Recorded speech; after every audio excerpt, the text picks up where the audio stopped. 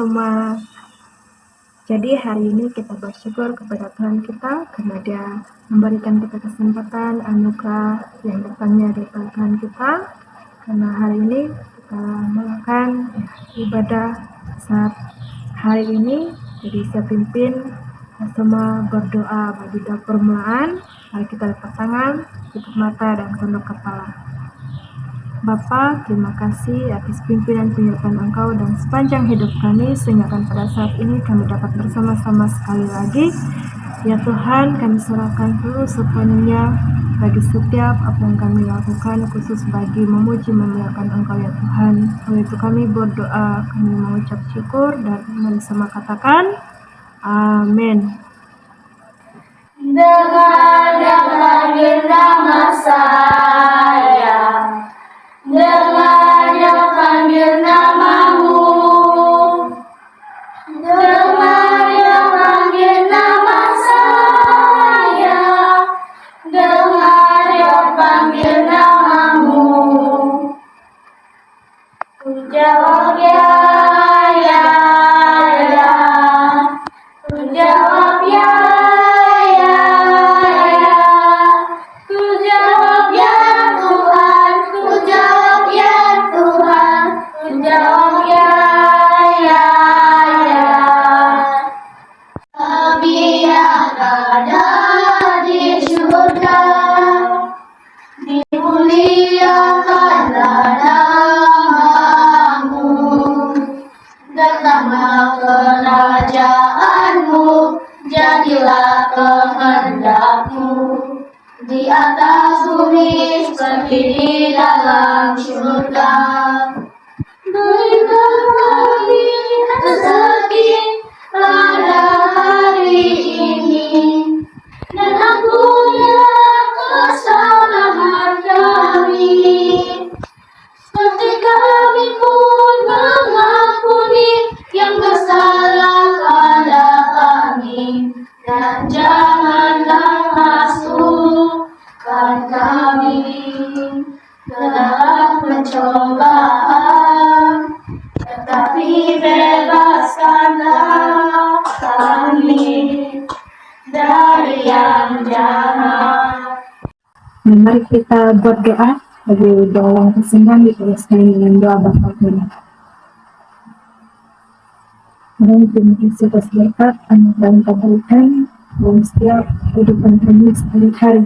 Ya Tuhan, persembahan yang sudah disembahkan akan diberikan biar semuanya menjadi berkat pemberian dalam gereja persekutuan ini. Biar semuanya dari apapun itu, biar semuanya berjalan dan Engkau mendahului semapun apapun program. Oleh itu dalam nama Engkau kami berdoa, kami serahkan, dan mari kita ucap bersama doa Bapa kami. Bapa kami yang di surga, dikuduskan namamu, datanglah kerajaan-Mu, jadilah kehendak-Mu di bumi seperti di surga. Berikanlah kami pada hari ini makanan kami yang secukupnya, dan ampunilah kami akan kesalahan kami, seperti kami juga mengampuni orang yang berdosa kepada kami. Dan jangan membawa kami ke dalam pencobaan, tetapi lepaskanlah kami daripada yang jahat. Dan Engkau yang mempunyai kerajaan, kuasa dan kemuliaan sampai selama-lamanya. Amin.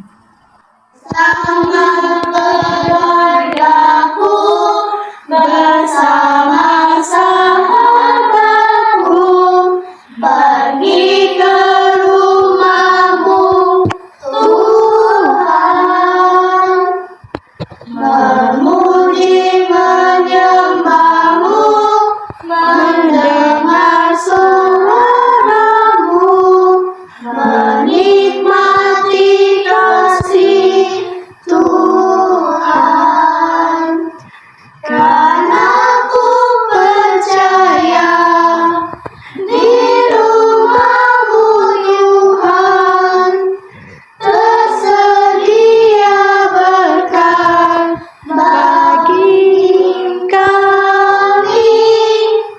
Takkan ku lupakan, selalu ku ingat, pergi bersama-Mu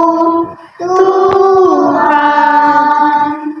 Mari kita teruskan dan cerita firman Tuhan hari ini yang tertulis dalam Kisah Para Rasul pasal 16 ayat 11 sampai ayat yang ke-40. Kedua keluarga di Filipi diselamatkan. Nah, sebelum itu mari kita berdoa. Tuhan, Engkau menyertai membimbing kami, dalam nama Engkau kami berdoa dan mengucap syukur. Amin. Nah, di kota Yerusalem banyak orang sudah mendengar bahwa tentang Tuhan Yesus, tetapi masih ramai orang di kota lain yang tidak pernah mendengar bahwa Allah mengasihi mereka dan telah mengutus Tuhan Yesus untuk menyelamatkan mereka daripada dosa. Salah satu daripada kota-kota tersebut ialah kota Filipi. Nah, di sini Paulus dan Silas adalah pengikut-pengikut Tuhan Yesus. Allah telah menghantar mereka untuk memberitakan Injil tentang Tuhan Yesus kepada orang di Filipi. Nah, di kota Filipi mereka bertemu dengan sekumpulan perempuan di luar pintu gerbang kota di tepi sungai itu, dan mereka sedang berdoa kepada Allah. Paulus berkongsi dengan mereka tentang Tuhan Yesus yang mengasihi dan ingin menyelamatkan mereka. Jadi keluarga yang pertama diselamatkan dalam cerita hari ini ialah Lydia dan keluarganya percaya kepada Tuhan Yesus.